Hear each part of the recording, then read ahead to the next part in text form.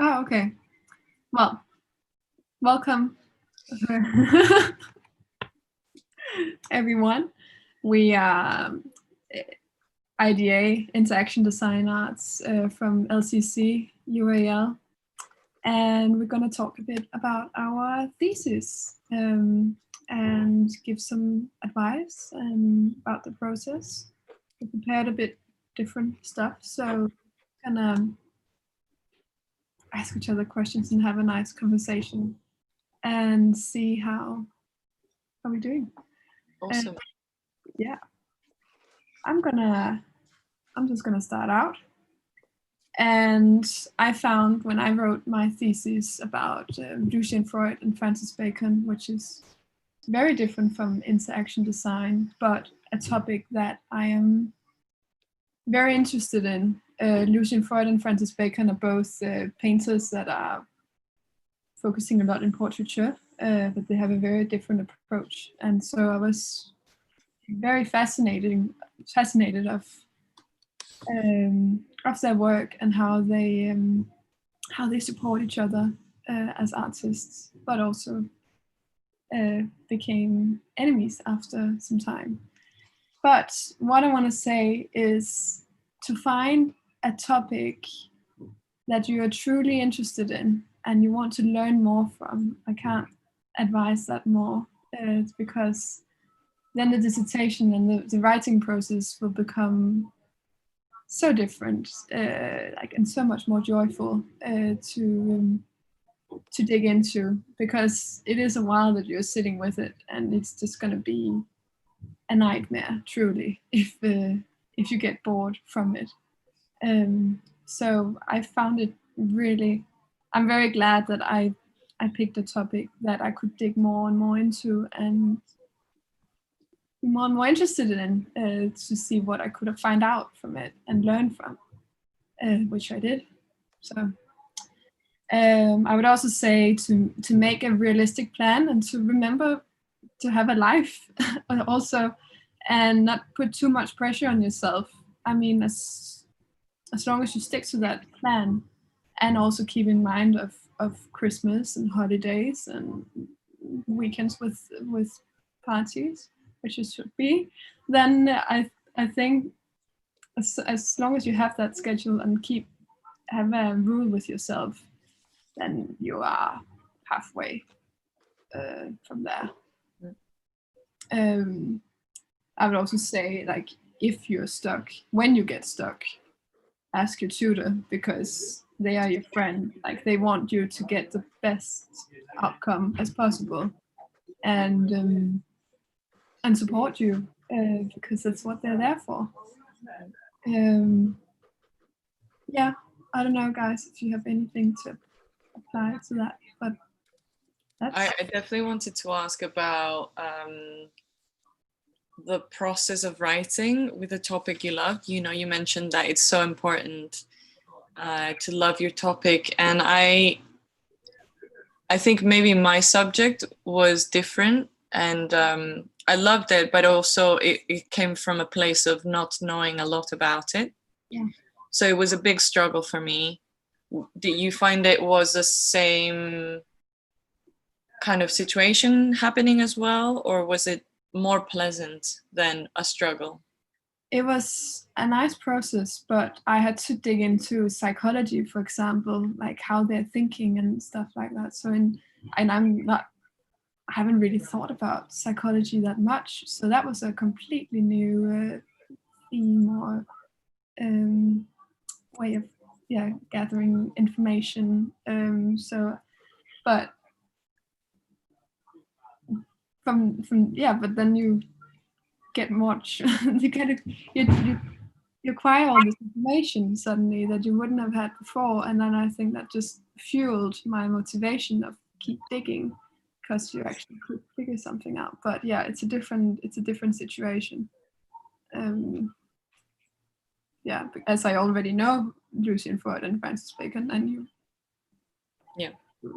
didn't you kind of deepen the context that you already kind of knew of. Yeah. Did you find it was overwhelming at some point to have this much information, or not really? Then I think it was really important to have a clear structure of my thesis, so I wouldn't get off track, because that's very easy to get to when you have a library full of information, and you can find so many angles. But if you write that structure down and like have those milestones that you need to fulfill or fill out with stuff, with text, then it becomes a lot more manageable, or at least for the mind, to deal with. That's fair. Do you have anything you wanted to ask, Patty?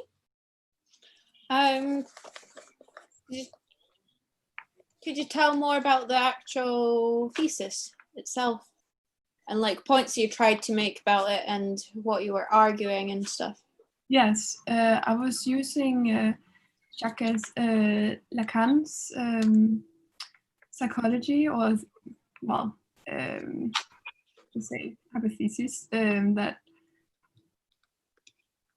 like he has it's quite complicated, but he has had he wants to prove that the conscious can be mapped in a formal, and I was basically applying that to Lucian Freud and Francis Bacon, and see how I could map into his idea.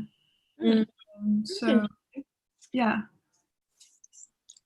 and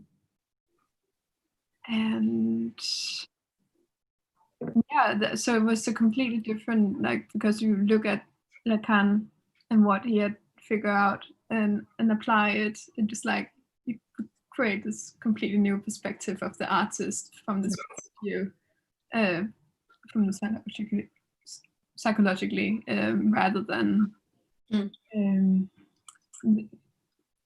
you think do you think you can apply this method not just to the works of these two painters, but can you apply it more widely to other pieces of work? For sure. And also for myself as a painter. I mean, I'm not putting myself on that level, but I could see, like, my main question was what their intention for portraiture is. And it was, when you make a portrait, like I did in the background of Virginia, I'm actually sharing a lot more about myself than Virginia, because it's the painter who makes the choices in the end, or makes the decision what to put on the canvas or whatever it may be. So yeah, That is amazing. And I have come across that kind of way of thinking, and in relation to very famous painters like these two, they were very highly documented, and we preserve a lot of their documents, and so we understand a lot of their psyche beyond their painting. Yes. For less recognized painters, or people whose voice for some reason or another wasn't really valued by the mainstream, and therefore we don't have any information about them as people. Do you think that's still possible to recover? You know, without the context of those people, can we figure out the puzzles that lie inside their paintings? I think, well, let me take an example from David Sylvester's interview with Francis Bacon. It's so honest, because it's literally the book, or well, when you watch it, it's just so honest and direct, because Sylvester, he asks so direct questions about Bacon's process, and so yeah, then you can get a further sense of what's going on. That's what he meant, or what his intention is as a human. Like, can he, like, when the interviewer asks such an honest question, like, what do you mean by that? Why all those probes? And like, why do you all these screams? And like, what do you have to say about that? Can you actually express that? It's easy to do. I mean, as a painter, or an artist, you just do your process, but it's a lot different deal to actually explain Mm-hmm. Why are you doing these things? And yeah, I think that interview especially was extremely honest. Fair enough. That's quite interesting. I think it's a different way of communication, isn't it? Yeah. That's awesome. Would you, if you had to do it again, would you do it exactly the same way? I would probably look at some of the other theories that Kant had, and then see if I could apply it and apply it to them. But yeah, or with other artists from a different age or something like that. Yeah. Well, I think it's definitely that it is something that you can continue to apply throughout your exploration of your practice. I've got a question. Do you Go enjoy researching art and painting as much as you enjoy painting, or what's the difference to you? Do you identify with other people's art in the same way as you identify with your art? And I find it motivating when I read something that an artist says or thinks or whatever, and I can recognize that feeling or whatever it is. I find that so like resting almost, that I also have those frustrated. I mean, I'm not putting myself, I'm not comparing myself to them, but that I can recognize those thoughts, or was it seem like, fuck yeah, you're so right. That's just so motivating. But I mean, of course I enjoy creating art just as much. I mean, yeah, equally or even more. That's very nice. Yeah. Well-rounded practice. Nice. Well, if you would like to have any more comment on this, just let us know. Or maybe we can come back to that at a later stage and see how maybe some of our ideas overlap. What do you think? Definitely. Yeah. All right. In that case, I'm going to take over next after this wonderful little introduction to choosing a topic you love and sticking with it and being very conscientious about your planning. I think. Yeah, that's not applies to everyone. Everyone has each step, but that was at least what worked for me. That sleeping at night. No, I think it's a page I would like to take on more. I don't find it as easy to stick to a plan, but hey, definitely not. You live and learn. Yeah, exactly. Amazing. So I will be talking a little bit about my thesis, and so my process was different, and I mentioned it when I was asking you, because my thesis was kind of geared towards me understanding something in much more depth.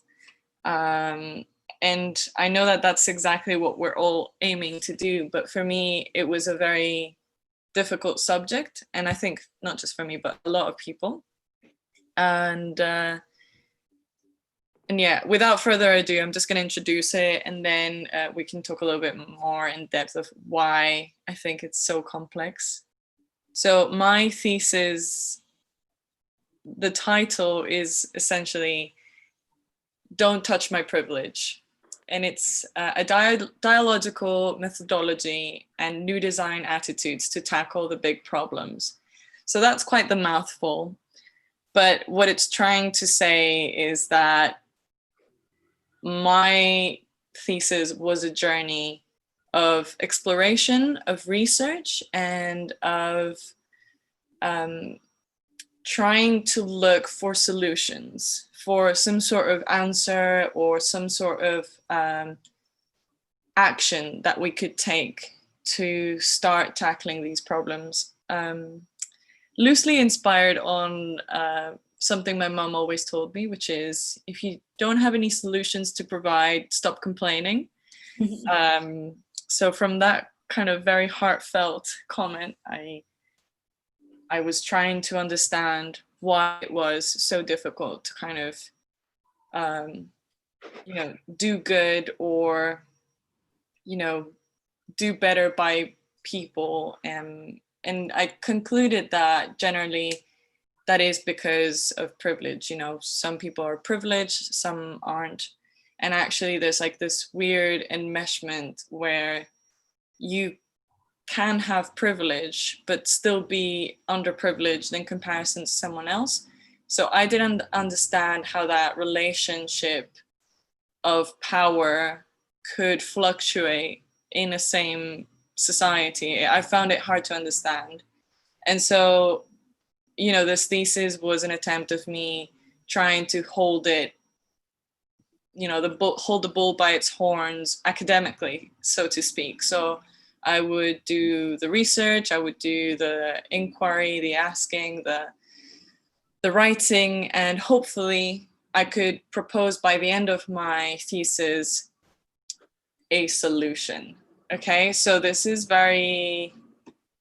very kind of crazy thinking to do. I think the first thing our tutors told us was to not believe for 1 second that we could provide an answer or a conclusive answer by the end of our thesis, because the point is not to necessarily solve an existing problem or answer a question which seems impossible to resolve, but rather to explore it. And I think this is one of the reasons why they ask you so strongly to think about what is your question or what is your statement, because behind a statement is a lot of, well, really, this doesn't actually work this way, or, well, this is what I'm saying, but the reality is much more complex.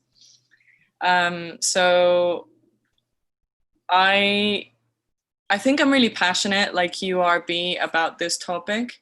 I grew up in Central America, and I grew up very aware of the differences between kind of economic backgrounds, of ethnic backgrounds, of racial backgrounds, and I just didn't understand that. So for me, this topic has been something I wanted to ask about and inquire for a very long time. And I think after a few years of academic education, I realized that I finally had the opportunity and the tools to do that. And even though it sounds absolutely, completely unrelated to my printmaking, to my curating, it doesn't really make any sense if I tell my mother, yeah, so I've specialized in printmaking, but this is my thesis. So she was like, what is going on? Why? It doesn't make sense. But I think it does, because, at the end of the day, we can find privilege and we can find systematic injustice everywhere, don't we? In environment. Yeah, absolutely. Yeah. And it's more about, sorry. No, go on. It's more like your approach to life rather than what instrument you use to express yourself. Does that make sense? Because you're trying to express your ideas in one way or another, whether it's through writing or through this. So it still holds together, because I'm the same. My thesis is very different to my practical work. Mm-hmm. So I identify with that. Yeah. And so I think my academic education was actually a thriving one and very nurtured by design practices. So my thesis tutor, which I think I can't, stress this enough, getting the right tutor for your thesis is so important. And if you are paired with someone which you don't really agree with, you really need to get out there in the world and kind of find people that you can talk about the topic that you need to talk about, because having some some mentoring around it will really change your views, or allow the conversation to get out of your head and get some reasonable answers. So my tutor was Mark Ingham. He's a really great academic on pedagogy, and he has done a lot of work with philosophers, specifically these two called Deleuze and Guattari. And what I like about these philosophers is that they talk about, many philosophers talk about this, but they specifically talk about reality and life as being rhizomatic, which is like from like looking like a root. And so there are multiple answers, and there are multiple dimensions and reasons which happen simultaneously, instead of what we think is and how things happen, which is it is one thing or is another. There's binaries. And understanding that the problem to understand privilege is that it's not about binaries, and that in itself gave me, for example, the rationale to do my design for my thesis. So I started looking at how I could interject different ideas with different ways of designing the layouts. And I think overall it was painful. It was a painful job to express all of this research. In the end, I think it took me more than a year just to finalize absorbing the kind of So you've been working for longer than... Not on the actual writing. So the writing I didn't actually start until October or November. Yeah, it was really bad. But the reason why is because I kept getting new information. So this is what I'm talking about, that you were very clear and said, okay, so this is where it stops. This is where we kind of push forward and stop taking in and like going this way or that way. So I found that really hard, and it was important for the kind of research I was doing, but it was also incredibly taxing. So I was working on this in a more passive way for longer than a year, and then for like 6 months I did stick to writing like a mad woman. And yeah, I don't know, I really, really enjoyed this process. And I what I like about this is that it changed my perspective on how I interact with people. I feel that I've become a person who's very, very aware of how I move through life. And so, I like to practice active listening and just try and be empathetic at all times, because I've realized that while that may sound like your standard way of approaching meeting someone or a conversation, we forget to do that a lot of the times because we're very immersed in ourselves. And very, very different people will present themselves in certain ways because they're aware of how they're seen, and therefore will affect. Yeah. And I don't know. I feel like I've gone on for long enough, because there's so much to be said about this, but the core of it is that I found a topic that was haunting me. Not that I loved, that was haunting me. Yeah. And I stuck through it, and I think it was very uncomfortable. It was a very uncomfortable process, but I actually did find this motivation that you were speaking of, because I could feel myself learning, even though it was really, really discomforting at some points. And I felt very discouraged. Discomforting. Yeah, it's just because you feel the more you know, the dumber you feel. Yeah. And so, yeah, I don't know. I'm not here to talk about good thesis practices, because I am the opposite of that. But I think what I can contribute to this conversation is, if you find a subject that makes you uncomfortable, stick with it anyway and see what you can learn and see what your perspective can bring to it. It will blow your world away, I think. Whether it's love or hate. Yeah, I mean, if you really, really dislike your topic, question it. Why do you dislike it? Exactly. Why is it making you so uncomfortable? Why does it provoke you? Yeah. Completely. Yeah. So I'm gonna stop talking, because I feel like I can get in very, very deeply into this, and I don't want to hijack the conversation. That was very interesting. Thank you. Yeah.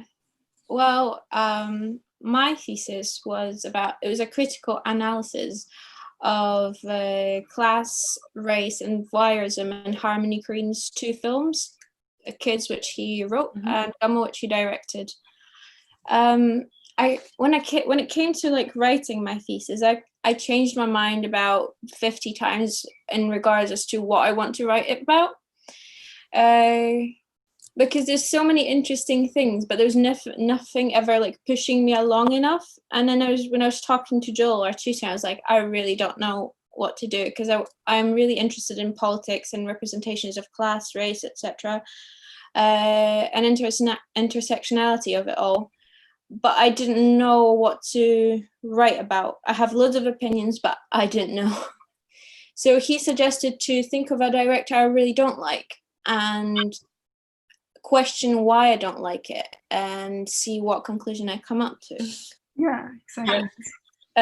So I wanted to understand whether my opinion of Harmony Korine's films in general are biased, unbiased, whether there is any logic to my opinions. And I've started analyzing them through various theories. Basically, I believe that all films represent certain ideas which are mirrored and reflected, but they also promote certain ideas and can create stereotypes in society. And the thing that bothered me about his films, many of his films, is he's classed as avant-garde, and therefore, because of avant-garde's association with progressive politics, not necessarily left-wing, but progressive, he's seen as progressive because he makes very experimental films. He uses various cameras, cuts, off shots, he uses random footage, voiceovers. Some of it is planned, some of it is unplanned. It is very experimental in that sense. And so is the topic choice in many of his films. However, I didn't think the message was really progressive itself, and it bothered me, the romanticization of his films, really. So I started to research it, and I agree with a lot of Bell Hook's opinions. She claims that most of us, no matter how resistant we are to a film, are still seduced by the perspectives and the ideals the film exhibits. Like, at least for like a short period of time, but we are, and therefore the film has power of us, and we are submissive to it. Yeah, because we are. If even if we were always watching films as resisting spectators, so like watching it from a very removed emotionally perspective, then films wouldn't have the same magic. That's not what we go to cinema for. We go to be romanced with the films, if that makes sense. So I analysed first film. It's Kids, which he wrote when he was 19. And the film's often talked about as some sort of expose of teenagers in New York and how they act, etc. And many critics and people that talk about it as if it's real. But the thing is, it's not real. And it's extremely voyeuristic. At the beginning of the film starts with a like very uncomfortable, heavy breathing and teenagers making out in a way where you'd have to watch it. It's like, it's really, really porn-like. Mm-hmm. And the way he represents the female versus male perspectives are very different. It's just really interesting. I personally find like seeing how people perceive his films and why they perceive them in a certain way. What else is there? And then I analyzed both films in terms of Gandal's theory of classploitation. And classploitation is an exploitative genre that he claims came out of middle-class fantasies about the lives of poor that is designed to titillate, mollify, or terrify. And it shows this narrative where poor people have it worse and nobody is immune to any damage, to like psychological damage. And I think this narrative is quite harmful because it shows that being immoral and just doing really horrible things is something that is almost natural to working class people, which is not true. But that's the way it is often presented in films. It doesn't show problems that people come about as fault of class issues, but rather as like they're just natural. Does that make sense? Yeah, there's like the vilification of the poor person who is evil just because they don't have an education or means to become more worthy, more elevated. Yeah. Yeah. Yeah. I also wanted to comment about was it Bell Hooks who said about the fact that we want to be romanced by film? Yeah, she said that she didn't use the exact same words, but she said that we watch films to experience magic. We don't watch them to like watch them from a removed perspective, because a film would not be a film. She mentioned that films seduce us and they have power over us. Yeah, that really reminds me of theory that I also came across by Arjun Appadurai about the different idioscapes of reality, and one of them is the mediascape, and how we essentially use it as a kind of point of reference to become something or another. So if the narrative about your group of people is that you are this or this other thing, you kind of become accustomed to that and you kind of interiorize that. So I think it's very, very interesting how that relates to that other theory of cinema. Yeah, I think it mainly comes from like my observations of films in general. Anything like you as females, both of you probably can notice certain sexism in films, which is not very obvious. For example, how women in most films need a relationship for the film to go on. Like it creates a need in female psyche to think, oh wait, something's missing. Yeah. And then I started thinking about other films, and I've realized that films do, to a certain extent, I don't believe it can cause too much damage, but I do believe they do create like stereotypes in our head, and they mask. Yeah, they mask an angle of how it should be, because we think of films as like a film is like it's 130 minutes. Yeah, It can be a whole life of someone, or it can be anything. It ties up life, so like in so many different ways, and we like that. We like to have these boxes of different perspectives, but even though it's still hidden, that it's, if you don't think about it long enough, you don't realize it. But I becomes new normal or the normal. Yeah, like I know so many people that have like mentioned this film or that film and said, I want to be like this person because of that film. So we are seduced by characters in films, and it is important to question yourselves and like your beliefs and why you form them, why you have them, and your biases as well. And then I also I talk about Gummo a lot because a lot of people, it's a film I've noticed a lot of creative students really like, but I find that film just like really horrifying, classist, and in a intersectional way also racist. There's so many ways Corinne tries to shock in this film, and it's not just experimental in terms of visual aspects. I talk more about the topics and the themes it covers. There's a lot of really cruel, gruesome stuff. Just to mention a few things, there's pedophilia, an albino woman with no toes, a brother pimping out his sister with Down syndrome. There's people killing cats, wrestling chairs, and insect-infected house. Just really, it's like one shocking thing after another, after another, after another. And people often say that, you know, he's showing us, the working class people, things that we are not shown, but he doesn't really show it with any depth. He just shows it as if people, working class, things happen, bad things happen, but I think he stereotypes by showing one horrible thing after another, after another, after another.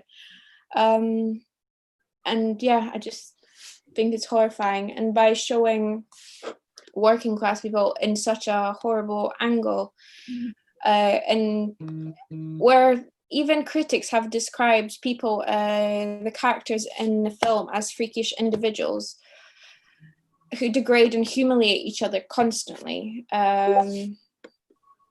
It's hard, I don't know. It's hard not to question it. And many people excuse this film as not being classist or not being this, because Harmony Korine, from what I've read, has been working class himself, but I don't really agree with that. That it can't be classist or bad in terms of stereotypes, but just because he's from that class himself, because you can have self-hatred towards yourself, towards your class, towards your race, towards your gender, and this one thing does not exclude the other. He just very shallowly shows horrifying things without exploring them in depth, and just therefore allowing assumptions about working class people. And yeah.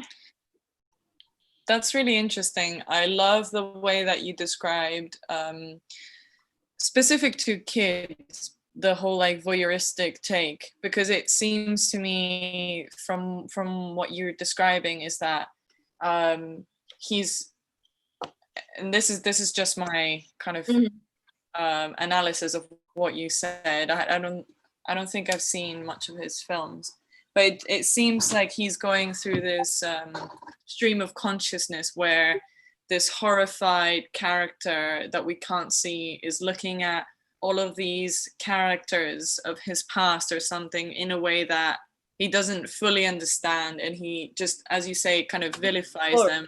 Yeah. And it's a very typical middle class perspective, you know, of how we look at things from a perspective of privilege and of disgust, because it's a lack of understanding and of empathy at the same time. It's the voices that aren't really heard as well, so you're allowed to kind of exclude them because they don't adhere to these kind of rules of appearance or behavior, or and this is, I think, the most brutal part.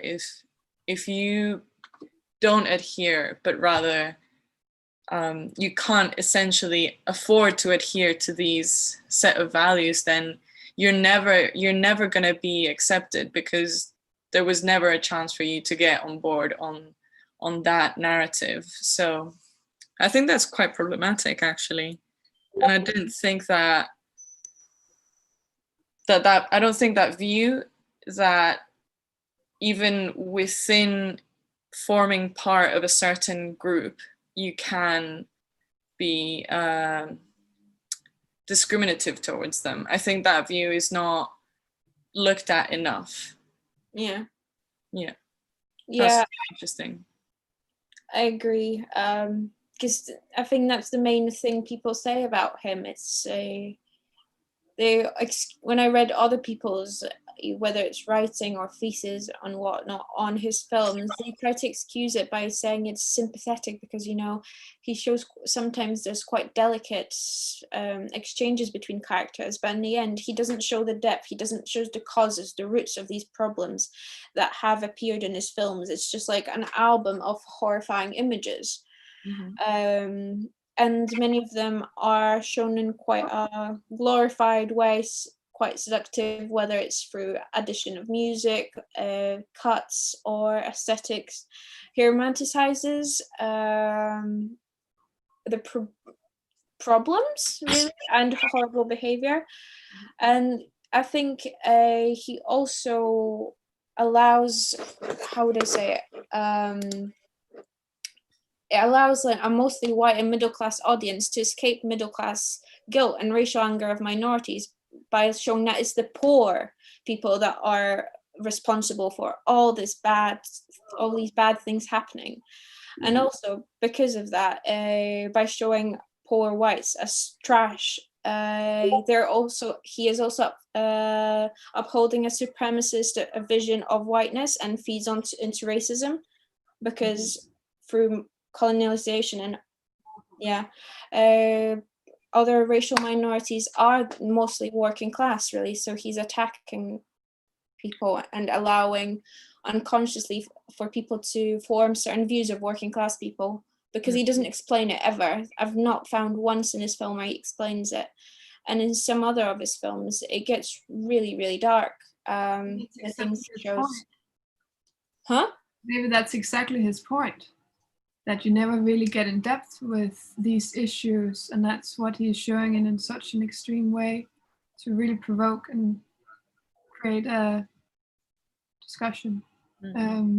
If you read interviews with him, he doesn't. Okay, I don't know too much about him. That's the sad thing. He really doesn't. He romanticizes a lot of really horrible, abusive narratives. Yeah, I think it's definitely how you decide to kind of formulate your narrative, isn't it? Because I do agree with B in the sense that you could be doing just that. And I think that a lot of directors that deal with the unspoken, or the narratives of people who are generally depicted by directors or artists who aren't, from that group, tend to come across to the larger audience as provocative. And I'm thinking, for example, of Spike Lee. I think everyone who's watched a film of his has gone, are you just being fully just mental and trying to provoke a reaction, or is there something more behind that? And I think it's a line that you have to tread quite carefully. There's no perfect formula for that. I feel that all of us here right now will and maybe have done already tried to do that in our work. How much can I question something? How much can I do things on the nose just to kind of provoke or to direct attention towards something without it being misinterpreted? And I think it's really hard with things that are supposed to exist on their own, like pieces of work which you leave and someone else has to interpret, like a painting, for example. You know, you're never going to be there to explain it, or unless you achieve a certain level of fame, or if you're kind of artist like Andy Warhol, which was obsessed with documentation, and therefore his context was allowed to live and breathe side by side with his work. Yeah, it's almost like nowadays our voices have to be very clear, or also reiterated in more than just one thing. I'm not sure that we can, in this day and age, provoke without also continuously producing work that contextualizes what it is that we're trying to do. But that's my personal thinking. But I think it's like the great thing about art is that it can be interpreted in endless of ways. Like just as many as we are, we can understand everything differently. And your opinion of what you get from a movie or an artwork is just as valid as the creator, because he's not going to be there next to his painting. Well, Andy Warhol to an extent, but normally like the artist is not going to be next to his painting and explaining why he did what he did. Interviews and stuff, but it's what you get from it as a viewer. That's, I like that. We can interpret in ways, yeah. That's very true. But it's so difficult, because on one hand we have the answer. And on one hand you have the perfectly, anonymous and mysterious and very emotional take on art, right? Which is wonderful. I enjoy very much taking in a piece of art, be it film or a painting or a sculpture, and being able to, analyze that with my own feelings and thoughts. And then there is work that it's almost, enraging to not have any more context about, and almost feels like there is a need for it. There's a, not just a need, it's imperious for people to be like, I want to know what you meant by this. I want to know if I'm allowed to hate you and cancel you, or if I want to respect you and, shout my love for you everywhere. So I think it's a dichotomy that will never cease to exist, perhaps. That kind of dissolves when you get famous enough. When you get that famous, I don't think people will care. I don't know if I agree with what do you think, Pat? Fans will remain fans and haters will remain haters. It doesn't matter what you do by that point. If you get, because there has been a lot of creatives that have been so-called cancelled, which never used to happen, but that's because internet's faster now, more people are using the internet. And the thing is, it's good to bring awareness to certain problems. However, it can be also very problematic, especially if you're an underrepresented artist and something's twisted and it's not completely to fact, and people keep repeating false narratives about a certain person, therefore it damages their career. However, there's loads that are very rightly so abandoned by many youths. That makes sense. Yeah. Like, especially what's J.K. Rowling being cancelled because of being transphobic, which I think is good personally, because people are allowed to make their own opinions up. And the thing is, if it's not like she's not going to have any fans anymore, she's just going to lose the fans who have different beliefs than her, because they don't agree with her promoting certain views. And I think it's the same thing when it comes to films and stuff, and it's a good era for discussion, I think, right now. I think it's tragic because, and I was listening conversations about this whole dilemma about cancelled or very highly problematic figures in the art world or in the music world, just to mention the most frequently cancelled people in terms of like sexual abuse or stuff like that. You know, do you stop admiring the work that they have done? You know, do you stop consuming because you have come to learn that they're actually very shitty people? Yeah. I don't know. I mean, I feel like at the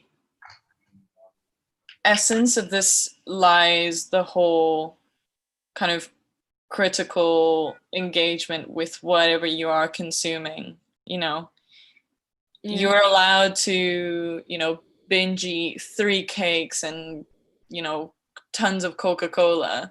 Yeah, and you as long as you know that you're very, very likely to have diabetes. This is like a thing that's a reality, right? There's a consequence to the things that you're consuming in a way. Yeah. I mean, for example, Michael Jackson, he might have been a pedophile, but we will never know for sure. Yeah. All these documentaries. But I mean, I think you can separate the two. I think it is possible. Like there's so many examples. You can separate. I agree. You can separate the art from the artist, especially when it comes to certain forms of art. Like it might be easier with music. However, with films, I don't agree that's necessarily the truth. It depends whether it's you're arguing the morality of the film itself or more arguing morality of the artist, because these two are very different things. Yeah. Okay. Yeah. Because as much I think it's okay to argue the morality of a film as an argument against a film, but arguing the morality of an artist is slightly different because you'd have to go deep into psychology. And it's not really my place to do. That's fair enough. Well, let's say that we can question and kind of denounce certain actions taken by these people. Obviously, if they continuously act in a way that is reprimandable or just straight up foul, then obviously it's not just a single isolated action, but the individual itself. And as you said, you know, the internet is quite fast these days. You can get a very quick glimpse into someone's soul, it seems like. But yeah. And this is what you learn through, you know, theses and academic writing and your own opinions and why you believe certain things or why you don't like certain things, and question whether you're actually right or wrong. I think it's interesting to ask yourself this question. Great opportunity. I think this is absolutely amazing, you know. Agreed. All right, guys. Well, I think we have gone on and on for almost 55 minutes. That seemed very short, actually. And I would like to thank you both for coming on board and having this conversation. This is exactly what we were talking about in the event before, about community and this interaction with the IDA community that I so miss. Yeah. And I'm really thankful to have had at least one conversation before the year officially ends, because I have not looked at my thesis for months now. So I really love the ability to discuss it with such incredible people as well. Thank you so much. Back at you. I've really enjoyed listening to both of you talk, and thanks to anyone that's been watching. Yes, thank you for sticking with us, guys. We love you too. All right, if that's everything. It is. Yeah. Amazing. Well, adios.